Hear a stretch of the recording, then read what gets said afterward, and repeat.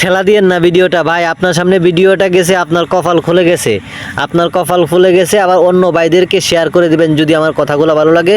আপনার পায়ে হাত রেখে বলতেছি, আপনি আমার কথাগুলো শুনে তারপরে আপনি ভিডিওটা দেখে তারপরে ভালো লাগলে লাইক দিয়েন, না লাগলে দিয়েন না।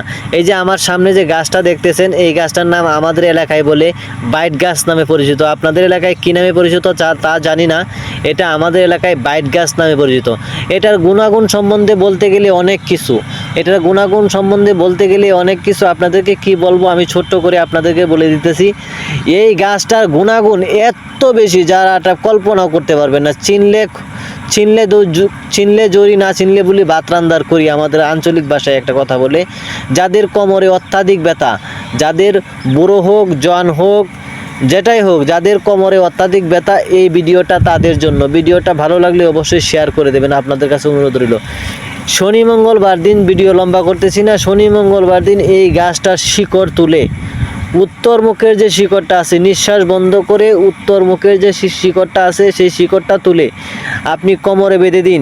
ইনশাআল্লাহ 7 দিনের ভিতরে আপনার কোমর ব্যথা চলে যাবে।